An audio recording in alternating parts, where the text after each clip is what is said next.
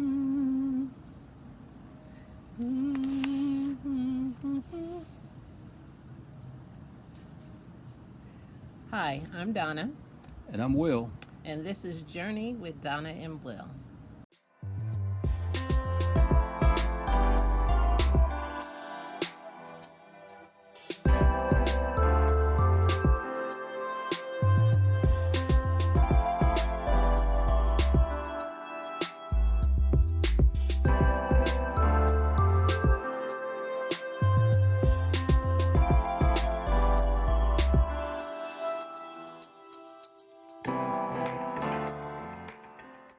Today we're going to talk about that old African. I found him, my old African. Before we get into that, we're going to talk about some Africa facts. Africa is the second largest continent in the world after Asia. The continent of Africa has 54 countries. The longest river in the world is in Africa, the Nile River, 4,100 miles long. The richest person in the world is from Mali, Africa, and his name was Mansa Musa. The land in Africa has tremendous value with natural resources including diamond, oil, and gold. Africa can be divided up into the southern, the central, and northern. And the southern and northern extremes are where the desert climate is, and the central climate has rainforest and grassland. And Islam is the most popular religion in Africa, followed by Christianity.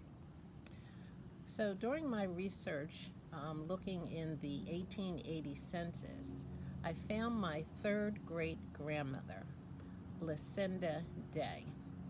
And as I looked at her parents, I saw that her mother was from Virginia and her father was from Africa. I was shocked I found it so fast, but after thinking about it, I wanted to know more. I didn't know his name. I didn't know what part of Africa he came from. And of course, I was also thinking about his passage from Africa to Virginia.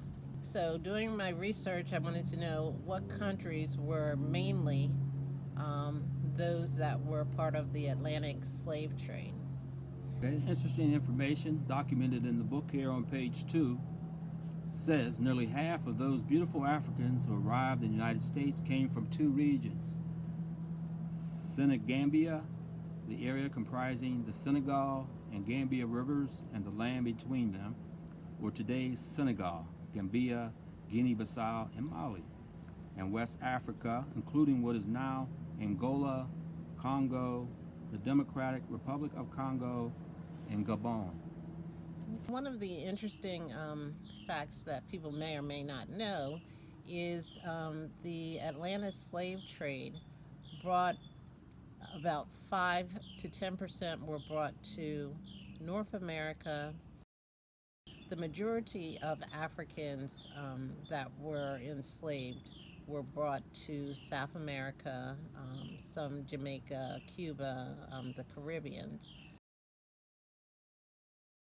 My only connection really to Africa is that my father and my brother visited Ghana back in the early 1970s. My father created a Rites of Passage where he was influenced by the Yoruba tribe, the Orita ritual, which means crossroads in the Yoruba tribe.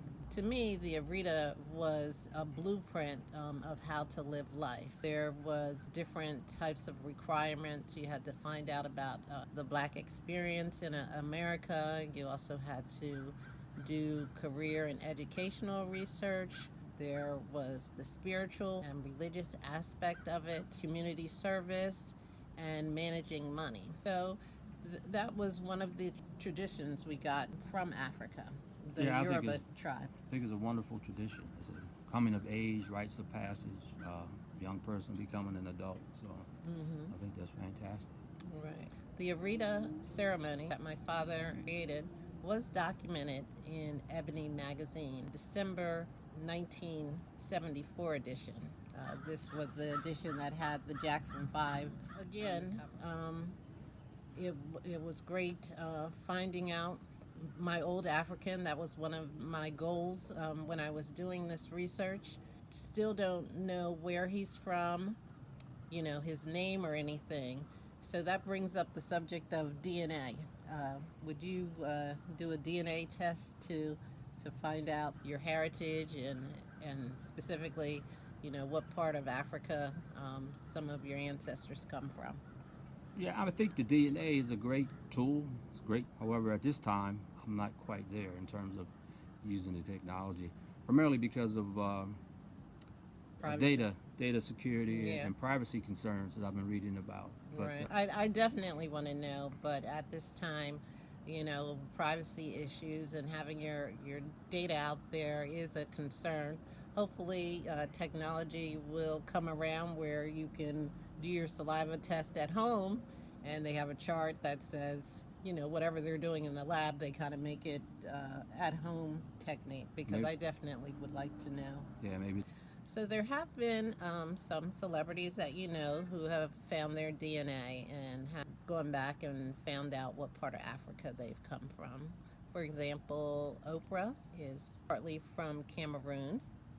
And Isaiah Washington traced his roots to Sierra Leone.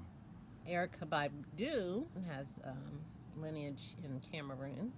And Samuel L. Jackson traced his roots to Gabon. Chris Tucker has ancestry in Angola and Cameroon. And Chris Rock, Cameroon as well. Those are some of the famous people have done their DNA. So again, I am so happy that I found my old African back in Africa. I would love to know specifically where he and probably other of my ancestors come from in Africa. We are planning to take a trip at some point, right? Absolutely. To Africa. We don't know which one, South Africa or Ghana. We'll have to decide. But again, I definitely want to honor my fourth great grandfather who was brought to America. I stand on his shoulders. I honor him. I have so much respect for him and all he had to go through. And I'm just so thankful, respectful, grateful. And I just can't say enough adjectives to explain how I feel about him. Even though I don't know him personally, I feel as though I do know him. But again, just thank you for all that you went through, and I just honor you. Amen. Mm-hmm. I'm Donna. And I'm Will. And this has been Journey with Donna and Will. And we'll see you in our next episode.